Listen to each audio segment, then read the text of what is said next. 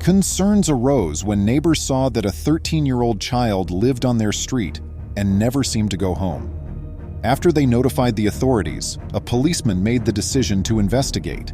However, what he saw when he got to the boy's house was quite unsettling. Welcome to USA Stories channel. Do not forget to subscribe and activate the bell button to receive all new updates. Now let's go to the story.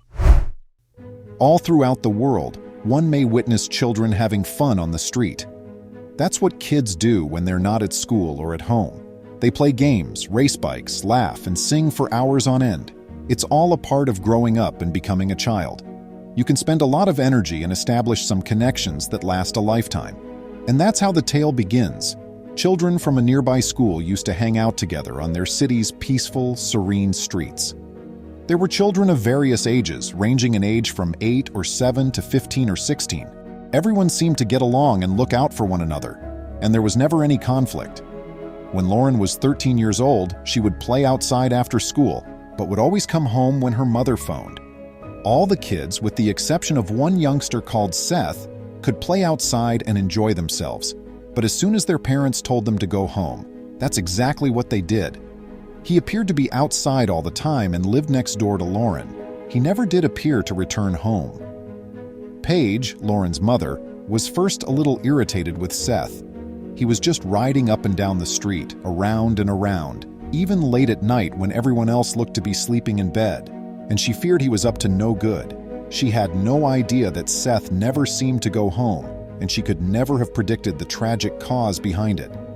Paige became concerned after witnessing the same conduct for a few weeks. She'd never seen Seth really enter or exit the home, but he lived next door and hadn't been there long. Yes, that was quite bizarre. He must have had a loving mother or father, didn't he? Paige walked to the nearby police station and requested to speak with an officer. That was the only thing she could think of to do. She accepted Officer John's invitation to come into his office, where he would hear her account and determine whether or not there was a valid case. "Well," Paige told the officer, "there's not really much to tell. There is a youngster named Seth Martin who is 13 years old. Although my daughter claims he never misses a day of school and he appears to be a decent enough child, he never seems to go home, even when the other children do. He's my next-door neighbor, just curious whether there's a reason he doesn't go home, or if there isn't anyone there at all. We can probably all agree that a little child shouldn't be left alone at such a late hour." John the officer concurred. There were a lot of red flags in this bizarre narrative. He considered it for a few moments and then consented to investigate. So he visited Seth's school the very following day. The boy's teacher informed him that they had never had any problems with him and that he appeared content and healthy. He completed all of his tasks on promptly and with good behavior. He was simply silent. All of Seth's classmates thought he was entertaining and enjoyed playing with them at recess. Neither was he bullied nor was he the bully. He was basically a popular child who blended in well with the other students. He had never asked any of his friends over to his place, which was the one thing that struck me as a bit strange. Seth and his mother came to the town from Alabama around 4 months ago, according to the principal. He claimed that Sarah, his mother, appeared kind and put up a lot of effort to support her son. After all, parenting a 13-year-old son by herself couldn't be simple. Officer John became even more confused by this. Even though Paige's narrative raised a lot of red lights, he was still able to find nothing incorrect. Seth's home was the officer's next destination. He proceeded along the walkway and rapped on the door, patiently awaiting a response. After a while, Seth opened the door by himself. He was able to obstruct the officer's view of his home since he was already reaching adulthood. Seth said that his mother was now outside when Officer John inquired about her presence. Okay, it makes sense. She may still be employed.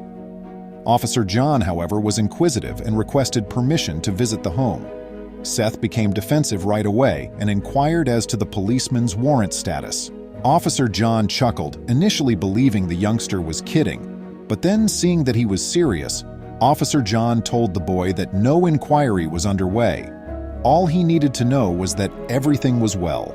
Seth persisted nonetheless. Officer John stated, "I've heard that you were riding your bike on the streets and that you never seem to go home. Children of that age often don't stay away from their own homes unless something is wrong." Seth gave a shrug. I simply enjoy playing around on my bike and going through the streets. You see, I like to feel free. Officer John said, I get it, seizing the opportunity to establish a connection with the small child. It's nice and really calm when it's just me and the patrol car out in the middle of a night. With a nod, Seth exclaimed, Exactly. And like right now when my mom's gone? Abruptly, he realized that he had spoken too much, that Officer John had noticed his slight indiscretion. Your mother isn't here? I assumed she was only at work. Seth hung his head. My grandmother and grandfather both have broken legs, so my mom has to travel back and forth to Alabama on a regular basis. But I'm strong and fine on my own, he said, standing up straight and meeting Officer John's gaze. Be at ease about me. After a brief hesitation, Seth moved aside to allow Officer John to enter the vehicle once more. Officer John was astounded by what he witnessed and puzzled as to how Seth had managed to live this way for such a long time. The residence was little equipped. An oven and a sofa were absent. Not even a TV was present. An antique camping table and chairs were present. Seth used the tin curtain that covered the ancient soiled mattress on the bedroom floor as a blanket, even though he didn't have a bed. However, Seth promptly defended his mother, claiming that his grandparents were more in need of the money than he was, and that she was utilizing her whole salary to travel between Alabama and that place. Officer John saw he didn't want his mother to get into trouble. He therefore devised a scheme. All right, Seth, Officer John remarked. I see that your mom is doing a great job and that you're a good lad. So let's do this. I'll come over every evening and make you dinner. I'll go next door and talk to Paige, your classmate Lauren's mother, to ask if you can stay there every night, and I'll also assist you with your schoolwork. Luckily, Seth accepted the conditions.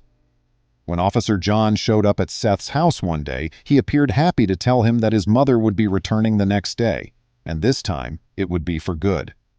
Well, it's lucky that I have a surprise for you then, John grinned. Why is this surprising? Seth inquired. Seth was brought outside by Officer John to see a truck filled with furniture, including mattresses, tables, chairs, and even a TV.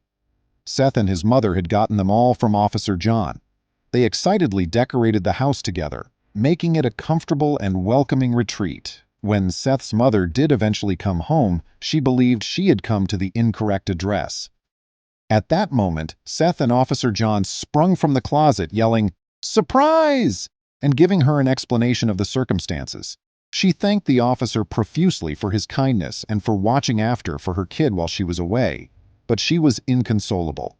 Seth and his mother knew then and there that they had found a new buddy they could trust. What were your thoughts on this heartwarming tale? Has there ever been a police officer as kind and kind-hearted as Officer John? If you had seen a homeless youngster on the street who never appeared to go home, how would you have responded? Please remember to subscribe to our channel, give us a thumbs up, and turn on the notification bell so you won't miss any of our videos. If you enjoyed the tale, the next video that plays on your screen will probably move you too.